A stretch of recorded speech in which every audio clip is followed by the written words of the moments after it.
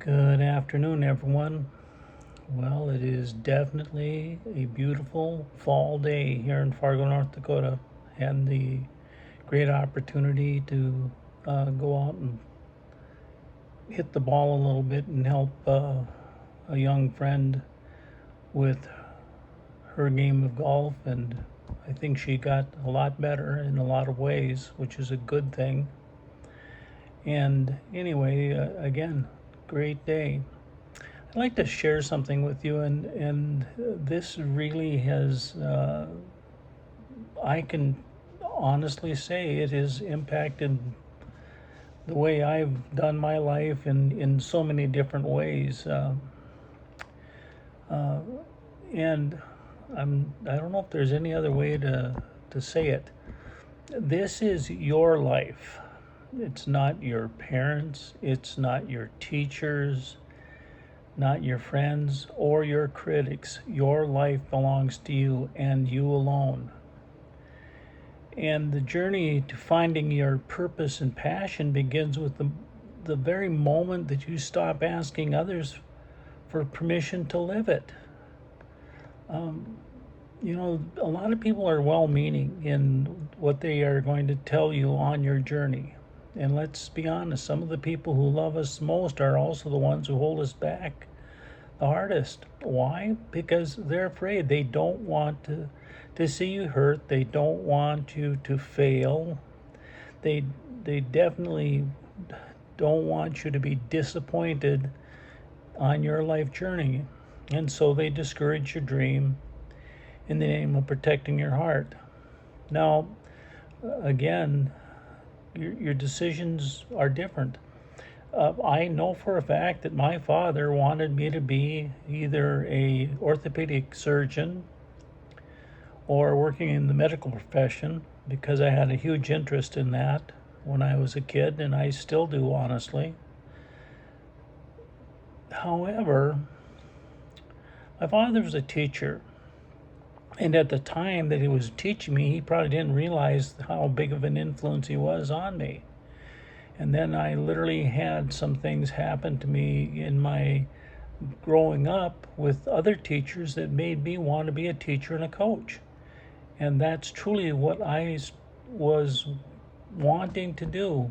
Actually, even to once I got into my professional career as a teacher and coach and being fairly successful at doing what I was doing, I still had my father trying to get me to go to graduate school to either get into medicine and or into graduate school doing research. But it was my journey, and I was fortunate enough to actually have read the book Think and Grow Rich and The Power of Positive Thinking and several other things that told me that it's my life and I have had to be the one living it. Now, oftentimes when you have people talk to you about this sort of thing, you're going to hear these words. Are you sure that's the right path? You're so good at what you're already doing. Why change now? That's not very practical. Don't get your hopes up. They mean well. Again, they really do. They don't want to see you hurt. They don't want to see you fail, and they don't want to see you disappointed. However, if any of those things happen, they are actually factors that help you grow. But you really only can hear the whisper of your calling. Only you can know what lights your fire, what makes you excited. There are, Howard Thurman has a great quote, and again, I have lots of quotes, and I hope bear with me. It says, don't ask yourself what the world needs, ask yourself what makes you come alive and go do that, because what the world needs is people who have come alive. And that's Howard Thurman that stated that. I was fortunate to have an uncle who was a painter. My father later in life became a painter and had several canvases, which I have some of them. I had a an Aunt Mary who was awesome, awesome, awesome, nationally recognized painter. And it has an application here. You think of your life like a canvas. You hold the brush, you choose the colors, you decide what story you're going to paint across time. Will there be mistakes? Absolutely, guaranteed. Will you get paint on your hands? Yeah. Are you going to get dirty? Yeah, you bet. Will others try to take the brush out of your hands? All the time they're going to want to do that.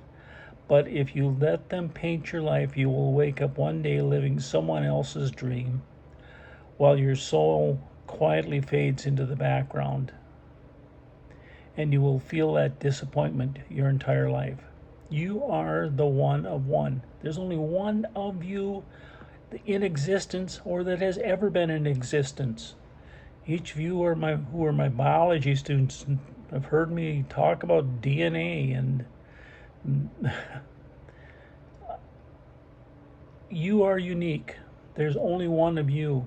Only you are destined to do what your true purpose is, and you can find it, and you can have a great degree of passion to get it done.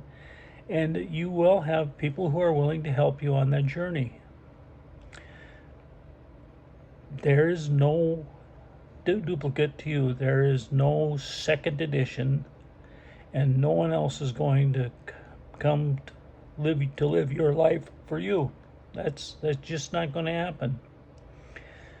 Now, you don't need universal approval to step into your purpose. You don't need a signed permission slip to follow your passion, and you certainly don't need everyone to get it. What you do need is faith in the vision God placed in your heart, the courage to walk forward even when others don't understand, to take one more step, to get up out of the dirt and mud and ugly stuff and push forward. And you have to have the humility to express gratitude to those who have encouraged you, and even if they didn't always know how you were ever going to accomplish what you were set out to do. Steve Jobs said, "Your time is limited, so don't waste it living someone else's life." Powerful statement, and you and I both know what he did. My friend, you were not made to blend in. You were made to become. The becomers. Yes, that's the group I've had as a company for a long time. And it's all about that particular statement. You becoming who you are meant to truly be. So take the brush, paint boldly, live deeply, and walk in your purpose. Not someone else's expectation. So let me leave you with this. You don't owe the world an explanation for being you and just being yourself.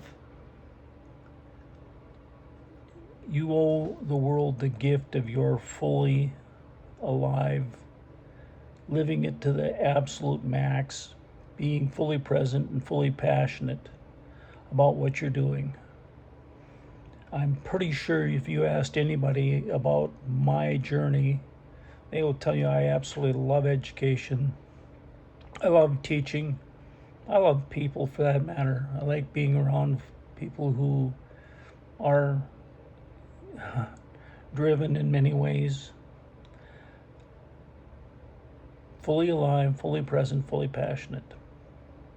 That's important to remember. So take the next step. Even if your voice shakes, even if you're not hearing everyone cheer as you're going along, and even if it's just you and God for a while, live your life, paint it with purpose, fuel it with passion, and cover it in gratitude. I'm proud of you and who you are becoming, and I believe in who you are becoming. So until next time, I'm Alan Ralston, and this is The Becomers, and this is your time. Now, one other thing. Go out and help somebody today. Raise them up. Make their day better by what you do for them. And by making their day better, you may have made their life so much better. And in that small way, you've made your day and your life that much better. Let's keep going, and let's keep becoming who you really are meant to be. Have a good one, everyone.